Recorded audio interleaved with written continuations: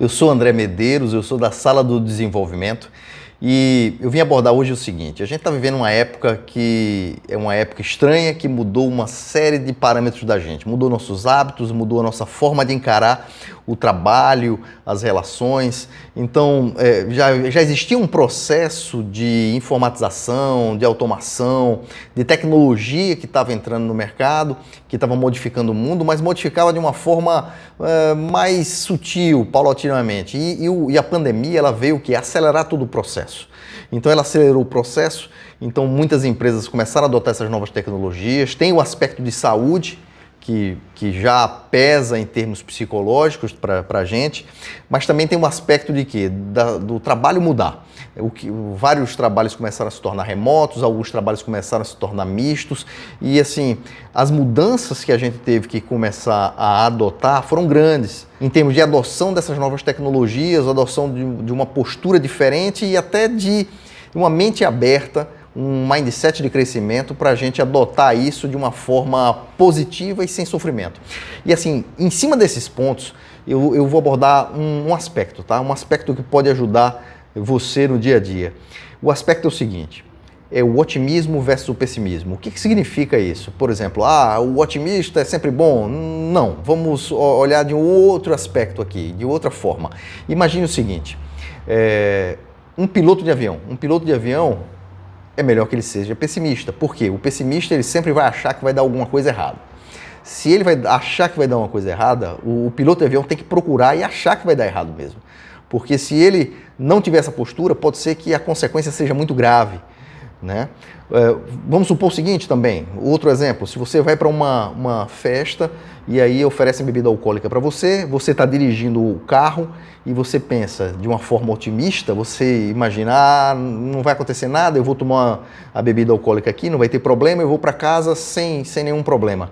Não vai ter acidente e não vou ser parado por nenhuma blitz. Essa é uma postura otimista, mas não é adequada, a consequência pode ser complicada para você. Então, mas para onde é que é legal o otimismo, tá? Ser aplicado? Por exemplo, na força de vendas é legal ser aplicada. Por quê? Porque precisa de motivação. Então, naquelas horas que você precisa de motivação, você precisa manter energia, é necessário você ter uma postura otimista. E assim, seria interessante você ter uma postura otimista sempre ou uma postura pessimista sempre? Não. O legal é você ter ferramentas, ter domínio de ferramentas para quê?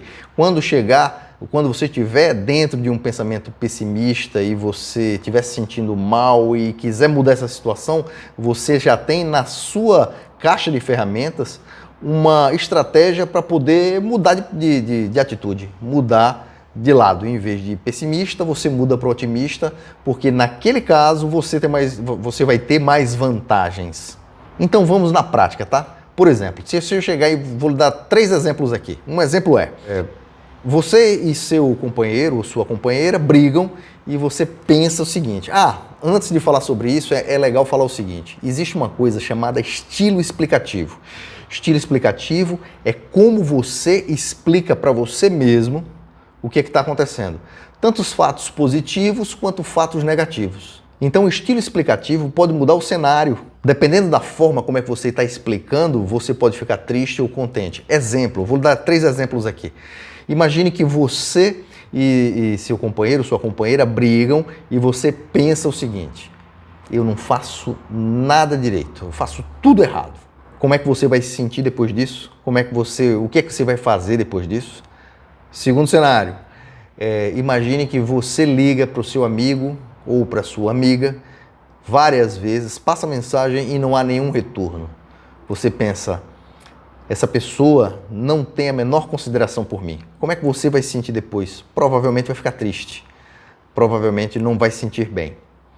Terceiro cenário, um representante da indústria farmacêutica tenta entrar em contato com o médico para ter um contato virtual, porque agora muitos contatos são mistos. E o médico, assim, ele manda várias mensagens para o médico não responde as mensagens. Ele pensa: esse médico não quer falar comigo. O que é que ele vai se sentir? Provavelmente ele vai se sentir desmotivado para um próximo contato. A energia dele vai baixar. E muitas vezes essas frases que aparentemente são inocentes, tipo eu faço tudo errado, ou essa pessoa não tem consideração por mim, ou o médico não quer falar comigo, aparecem de forma inocente e você não percebe. Ela passa por você e você não faz uma análise crítica. Então, assim, quando você vai começar a analisar o otimismo versus pessimismo, a gente tem que analisar esse estilo explicativo, tá? Então, por exemplo, a gente pode analisar 3 aspectos. Um é permanência, então você vai analisar se o que você está falando para você mesmo é temporário ou é permanente. Você vai analisar a abrangência, você vai analisar se o que você está falando, a explicação que você está dando para você mesmo é uma explicação específica ou ela é abrangente. E a personificação. A personificação é para saber se a explicação é interna ou externa. Vamos dar exemplos disso? Por exemplo, aí no quadro aparece uma explicação permanente. Eu estou no fundo do poço. A gente pode olhar o oposto disso, eu estou exausto hoje. Dietas nunca funcionam comigo. É uma explicação permanente. Dietas não funcionam quando comemos fora. Uma explicação permanente agora. Você sempre reclama comigo. Uma explicação temporária. Você reclama quando não arrumo meu quarto. Você nunca conversa comigo. É uma explicação permanente. Você não tem conversado comigo ultimamente. Quando a gente passa para o pilar abrangência, lembra, abrangência é se é abrangente ou específico. A gente tem alguns exemplos. Vamos lá. Uma explicação abrangente. Todos os professores são injustos. Uma explicação específica. O professor André é injusto. Uma explicação agora abrangente. Livros não servem para nada. Uma explicação específica. Esse livro não serve para nada. Nota a diferença? Em um lado, o problema foi... o fato negativo foi colocado dentro de uma caixinha. No outro lado, foi espalhado para todo lugar. Quando a gente passa agora para o pilar personificação, a gente tem o aspecto interno e externo, tá? Então assim, vamos lá. Quando a gente bota um fato negativo e a explicação for interna, o que acontece? A sua motivação, a sua autoestima diminui. Exemplo, eu não tenho talento para o pôquer. É uma explicação interna. Ou uma explicação externa. Eu não tenho sorte para o pôquer. A culpa não está com você, a culpa está fora. Sou inseguro, é uma explicação interna. Cresci na pobreza, quer dizer, a explicação mostra para fora, é externa. Preserva a sua autoestima. Sou burro, opa, é uma explicação interna. A prova foi mal elaborada, a explicação é externa. Então, quando você coloca a explicação de um fato negativo internamente, você diminui a sua autoestima.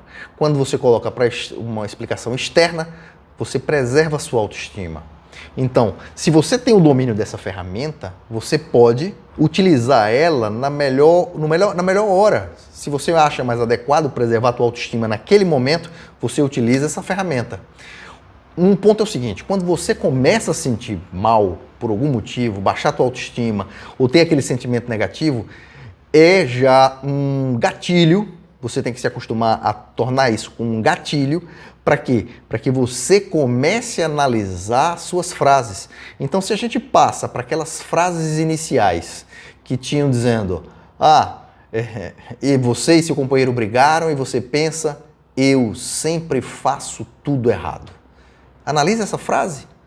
Eu, interno, sempre permanente, faço tudo abrangente, errado. Então note que essa frase, ela é muito pessimista. Eu sempre faço tudo errado. Imagine como é que a pessoa vai se sentir a partir do momento que acontece isso. Agora, sabe qual é o grande problema? O grande problema é o seguinte, se você senta numa mesa e tem uma pessoa na tua frente, que essa pessoa foi chamada lá, sentou na tua frente, é uma pessoa que você não gosta e não gosta de você, e em determinado momento alguém pede para essa pessoa, fale alguma coisa de André, o que acontece comigo? Eu vou ficar totalmente esperto para que, se a pessoa falar alguma coisa que não for coerente e que for me botar para trás, eu vou rebater aquilo. Então, e você vai ficar esperto em relação a isso. Mas, se a pessoa que está lá na minha frente, que foi chamada para minha frente, que está lá, é um grande amigo, provavelmente a minha postura com ele vai ser outra. Eu vou estar de coração aberto. Eu não vou estar preparado para rebater aquelas afirmações que podem me botar para baixo. E se você analisar, nessa conversa interna, você está conversando com você mesmo. Então, se você está conversando com você mesmo, alguém teria mais credibilidade para falar algo sobre você do que você? Não. Então, teoricamente, você está completamente de coração aberto para escutar as suas explicações, o seu estilo explicativo. Só que existe um problema. O problema é o seguinte: as pessoas têm um viés da negatividade. Normalmente, as pessoas, por explicações históricas, sempre procuram o lado negativo. Então, provavelmente, as suas explicações internas, o seu estilo explicativo, existe uma grande possibilidade de ser um estilo explicativo que leva para o pessimismo.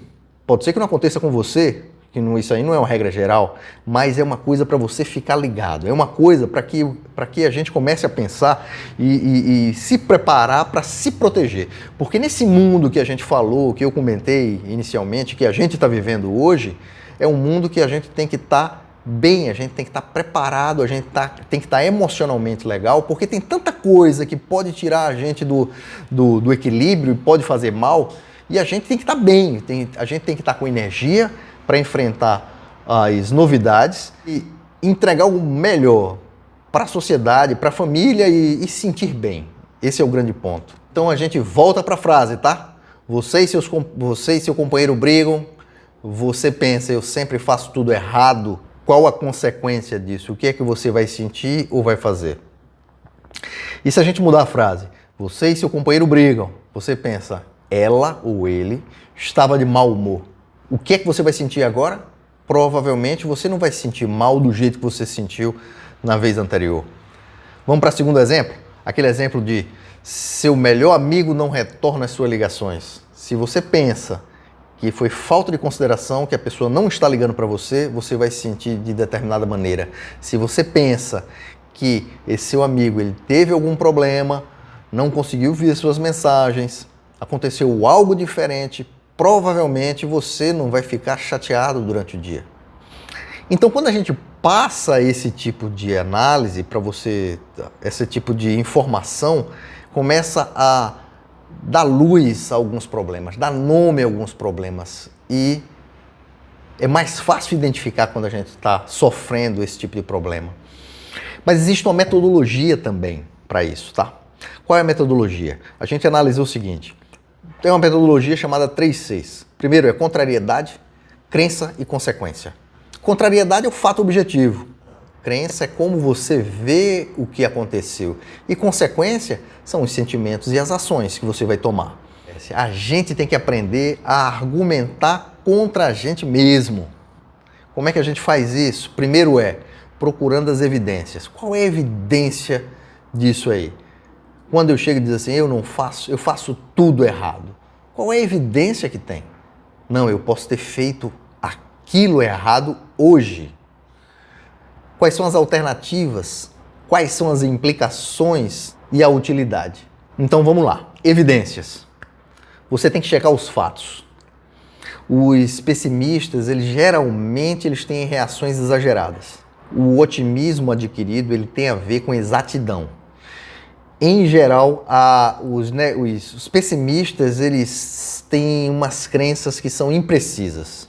Quando a gente fala de alternativas, é porque geralmente as coisas elas não são decorrentes de uma única causa. Então vamos lá. Pessimistas geralmente eles vão escolher a pior causa possível. Existe uma forma menos destrutiva de ver a situação?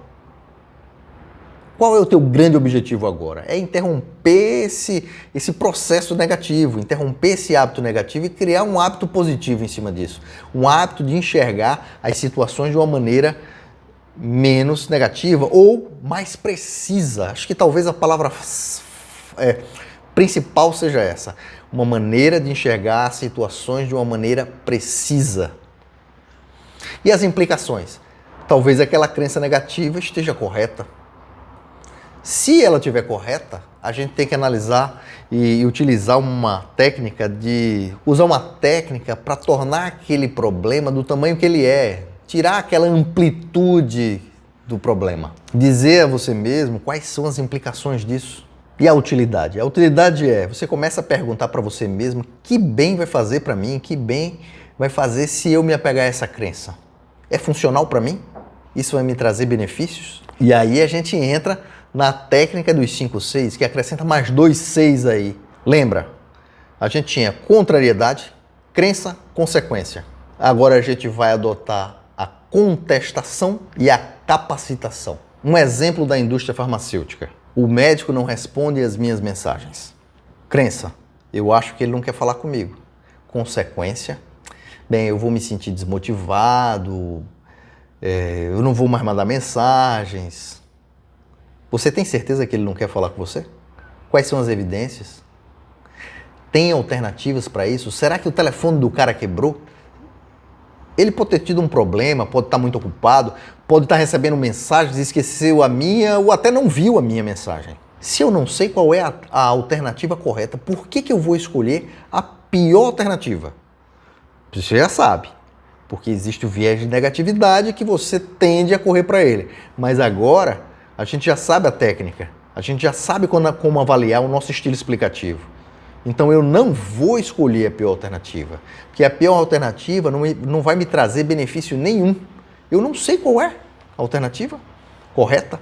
O que eu sei é que eu passei as mensagens e ele não respondeu as minhas mensagens. Quais são as alternativas para isso? Pode ser que o telefone dele tenha quebrado, pode ser que ele esteja muito ocupado, pode ser que ele esteja doente, pode ser que ele não tenha visto as minhas mensagens. Esse é um fato real, tá? A pessoa que tinha mandado, o representante, o consultor que tinha mandado mensagens para esse médico, pensou isso. Ele mandou as mensagens, o médico não respondeu e ele pensou, esse cara não quer falar comigo, esse médico não quer falar comigo. O que na realidade aconteceu? O telefone do médico tinha quebrado. Como o telefone do médico tinha quebrado, ele não estava conseguindo ver as mensagens. A partir do momento que ele trocou de telefone, que ajeitou o problema, respondeu ao representante e disse, olha, cara, me desculpa, eu não respondi tuas mensagens porque o meu telefone estava quebrado. Quando é que você quer falar comigo? Veja que causou sofrimento, causou desmotivação. Por quê? Porque ele escolheu a pior alternativa. Ele sabia qual era a alternativa correta? Não. E por que ele vai escolher? Qual a utilidade dele escolher a pior alternativa? Agora que a gente já sabe dessa técnica, a gente não vai escolher a pior alternativa. E quando é que a gente vai se tocar de usar a técnica? Quando começar a doer. Quando você estiver se sentindo mal. A partir do momento que você notar que tem alguma coisa errada, que você está se sentindo mal, você vai parar e vai dizer, opa, será que meu estilo explicativo está sendo pessimista agora? Se for, você vai procurar evidências, olhar as alternativas, avaliar as implicações da alternativa que você escolheu e escolher a alternativa mais útil, aquela que vai lhe trazer mais benefícios, enquanto você não sabe a verdade. Bom, essa é uma técnica para ajudar você a proteger você mesmo. Tem alguém que falou, acho que um escritor famoso, um filósofo famoso, eu não sei na realidade quem foi o autor, que disse o seguinte, que você protege a sua mente e a tua mente te protege. Então, olha, vamos se cuidar, vamos cada vez se preparar mais para poder a gente estar apto a enfrentar esse novo mundo, esse novo normal, esse ambiente diferente que a gente está enfrentando e o que vai chegar, né? A gente tem que estar bem. Então se cuida e olha, não adianta só escutar a técnica não, você tem que aplicar a técnica. Foi um prazer estar aqui contigo. Se por acaso você achar que essa informação ela tá legal, foi útil para você e que você pode ajudar alguém, você compartilha com essa pessoa. Do jeito que eu estou compartilhando contigo essa informação, compartilha com ela para a gente ajudar, para que as pessoas, a sociedade, ela se sinta mais capacitada a enfrentar esse novo cenário. Um grande abraço. Tchau, tchau.